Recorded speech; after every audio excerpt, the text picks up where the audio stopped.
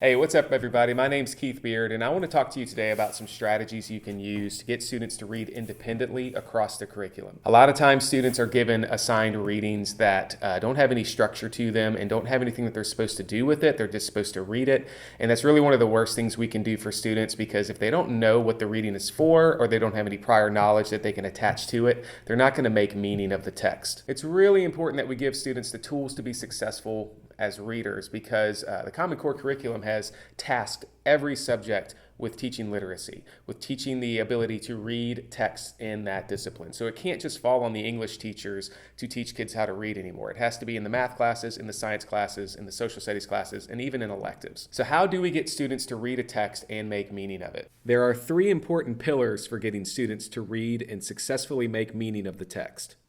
The first of these is active reading, which gives students the opportunity to do something while they read. The second pillar is providing a framework for students to have background knowledge that aids in applying the text to something specific. And the final component of getting students to read is using a specific organizational tool that helps bring the information to class the next day. These all work together in equal parts to help students successfully make meaning of the reading. I've been there before where I have assigned readings, like say, read chapter 2 for homework tonight, and the students come back the next day and maybe a few of them read it, maybe one or two of them get it, but the majority of the class can't really function in a discussion or do any activities or answer any questions because they didn't really know what to do with the reading. They didn't want to. They're not interested in it. They'll be interested in reading something if it's something they picked out, like a fictional text that they're interested in. But if I give them an informational text, some sort of academic type text, they're not going to be interested in reading it. I know that I'm not really interested in assigned readings. I mean, if I get a professional development article that just is handed to me and says, read this, I'm going to think I've got too much to do. I don't really want to read this. Or I'm more interested in reading other things or doing something else. But if I have a job or a responsibility to do with it, then I'm much more prone to complete the reading. So starting with the first pillar of successful reading strategies, we need to talk about active reading and what that means. An active reader is someone that is doing an activity. They have a job or a responsibility to do as they complete the reading. They're not just reading the words, they're actually doing something. One strategy that students can do is annotate as they read. This is where they can highlight important passages, they can make notes on the side of the page, they can have open a journal or a Google Doc as they read, and they can type up notes as they are going through the text. One thing that I like to do is give students particular roles to play in a discussion that we're going to have the next day. Lit circles are a really great way to do this, where it assigns jobs and responsibilities to individual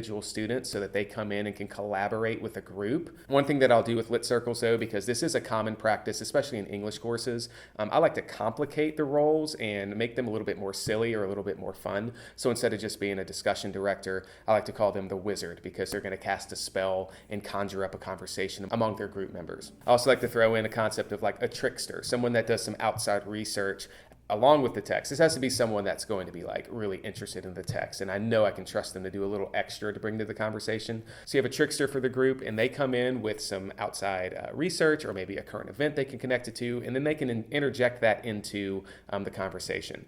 Yeah, it's just someone that's like the current event specialist or the outside source specialist, but if you call it a trickster and talk about like the archetype of the trickster, the students are much more excited to play that role. Something else I like to do is to make flashcards of either discussion questions or the standards that I've turned into questions.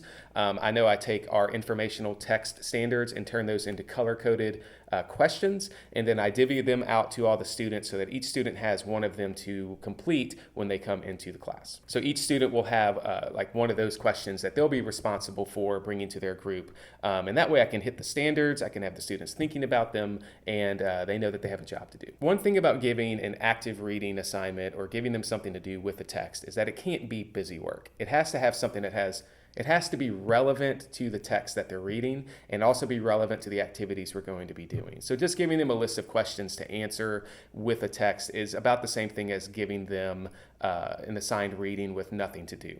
It's busy work. We don't want to give them busy work to encourage them to read, because I know I wouldn't want to do that. So the activity that you give them has to be engaging, it has to be fun, but more importantly, it has to be relevant to the text, it has to make sense with the text, and it has to have a direct application to what they'll be doing in class. So the second strategy for getting students to read is to provide them with a framework for making meaning. Research has shown that kids who know more about content, even if they're not particularly good readers, will make better meaning of texts if they are aware of the content before going in. For example, Katrina Schwartz quotes Natalie Wexer in an article for KQ Ed, and she says that what a research project found was the kids who knew about baseball did very well regardless of whether they tested as good or poor readers.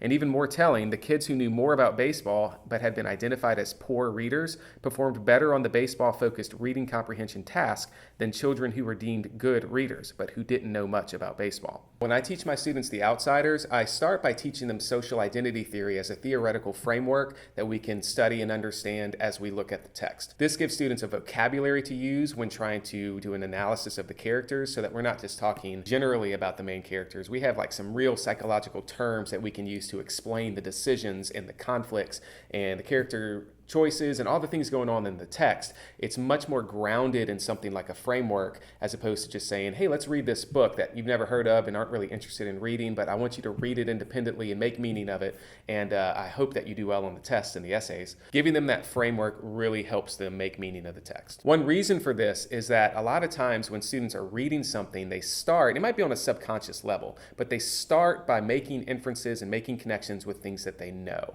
But very quickly, I mean, imagine you were reading a text like from a heavily scientific jargon journal, and at first you're like, yeah, I know about cancer, I know the basic things about it, and you're making some meaning of it, but then they start going into the like real heavy vocabulary of cancer research, which is out of my league.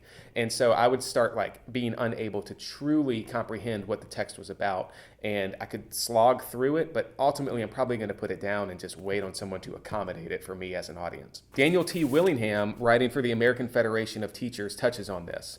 He says that sometimes this subconscious inference-making process fails, and the ideas in the text cannot be connected. When this happens, processing stops and a greater effort is made to find some connection among the words and ideas in the text. This greater effort requires conscious processing. Later on in his article, he says, people with more general knowledge have richer associations among the concepts and memory, and when associations are strong, they become available to the reading process automatically. That means the person with rich general knowledge rarely has to interrupt reading in order to consciously search for connections. This is why it's so important that no matter what subject you're teaching, that you give the students a framework to understand and assign text. The last strategy I want to talk about is something that can really pull all of this together. You have your active reading strategies, you have your framework, but then we need a way to organize all the information. And this can kind of take care of the active reading as well. To organize reading, you need to have something that can help take the concepts that they're supposed to be learning and understanding and put them in a visual type structure that can help them see how it's all connected. Concept maps, Venn diagrams, graphic organizers. I like to call them advanced organizers because you give it to them in advance of the text, and that way they start to make meaning of what's in the text with their prior knowledge of the content, and then when they leave the text, when they finish the text, they'll have something that they can bring to class that really makes sense for them. In the book How Learning Works, they write, when students are provided with an organizational structure in which to fit new knowledge, they learn more effectively and efficiently than when they are left to deduce this conceptual structure for themselves. Organization is key for getting students to read independently, and it has to be something that's going to help them make meaning of all of what's going on in the text. I hope you enjoyed this video, and I would love to hear from you about your strategies and ideas for getting students to read. Drop me a comment, and I'd love to hear from you. And if you're interested in any of the material I talked about today, I've got a couple of free downloads in the description. Feel free to click on those, and I will see you next time.